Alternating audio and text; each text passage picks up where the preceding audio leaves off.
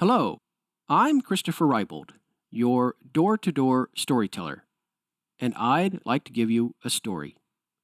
This story is called The Treasures of the Church, by me, Christopher Reibold. Prefect Hippolytus looked out over the balcony. The morning sun was still low in the sky. Hippolytus found himself squinting against the glare from the courtyard reflecting pool below. It would be uncomfortably warm by afternoon, but, for the moment, the air was still cool and redolent with the clean, fresh scent of flowers in bloom. Somewhere in the distance, Hippolytus could hear the laughter and excited cries of children at play in the garden. The prefect turned and walked back into the chamber where the tribunal would meet. The walls of the chamber were densely decorated with murals and covered in places with heavy tapestries. The murals and tapestries depicted scenes from Roman mythology.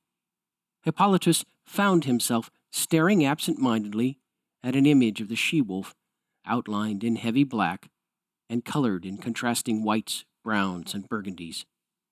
Several lanterns hung suspended from the ceiling. A statue of Minerva looked on in silence as oily smoke curled up from one of the lanterns to slowly form a dark, sooty spot above the cathedra.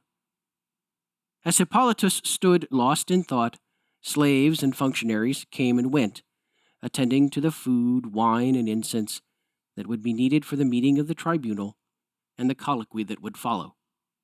Hippolytus wore the purple border of officialdom around the edge of the white toga that he draped loosely over his tunic. At 40, he was still fit, and only the graying hair around his temples hinted at his actual age. In this insular world, everything seemed perfect, though at present he took no pleasure or privileged station. The deacon would be here soon, and Hippolytus was not looking forward to seeing him again. Emperor Decius believed the Christian Church possessed great wealth.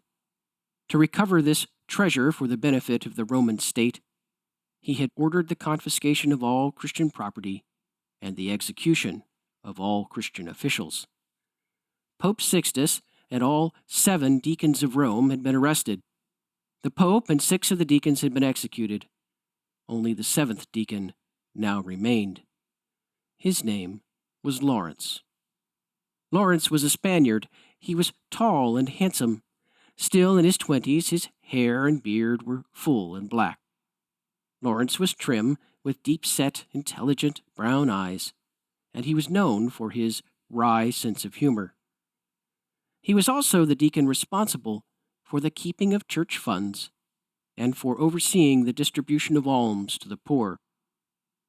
Prefect Hippolytus had been given custody of Deacon Lawrence until Lawrence could be interrogated. Hippolytus imprisoned the deacon in a dungeon. The dungeon was cool but very dark. The air was stale and tasted of sweat.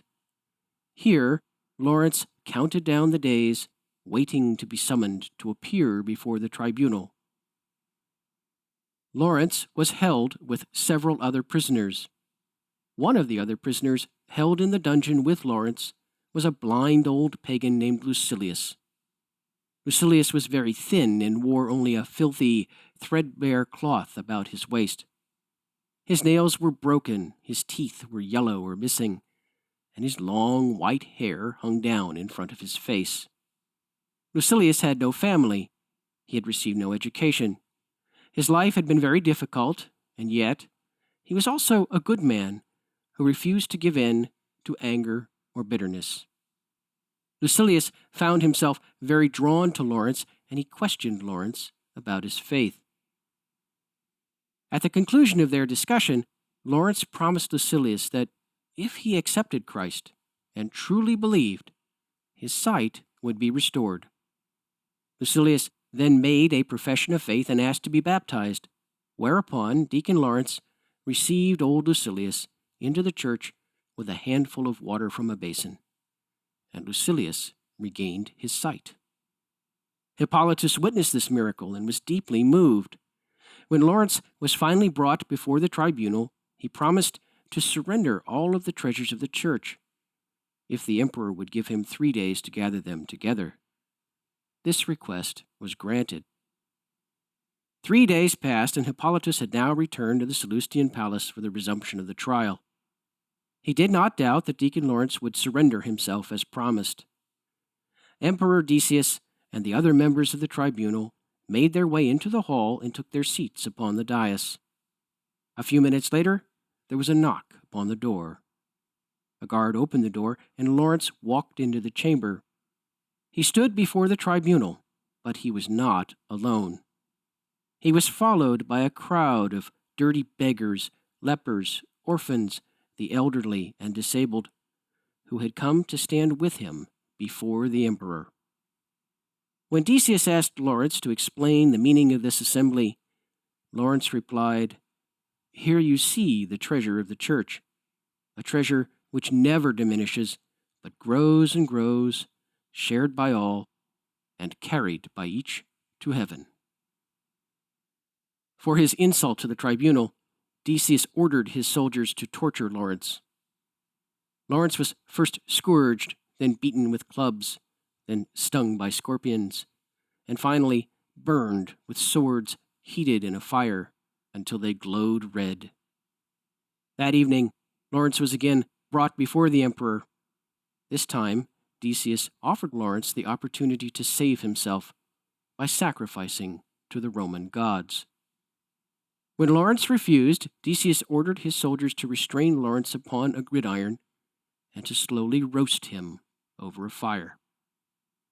The deacon bore up well under this last torture and even retained his signature sense of humor. He joked with the soldiers and thanked God for the opportunity to die as a martyr. His final words were spoken to Emperor Decius. He said, "I am well done on this side. You should turn me over."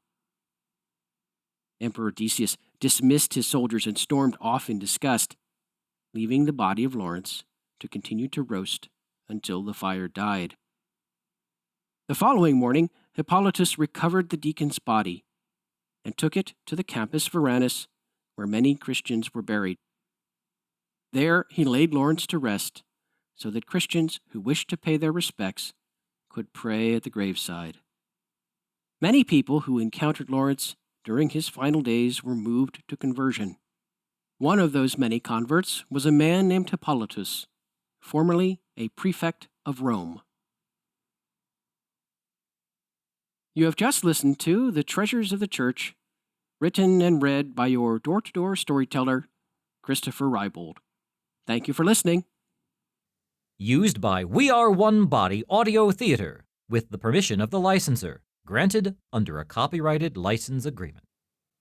A production of We Are One Body Audio Theater.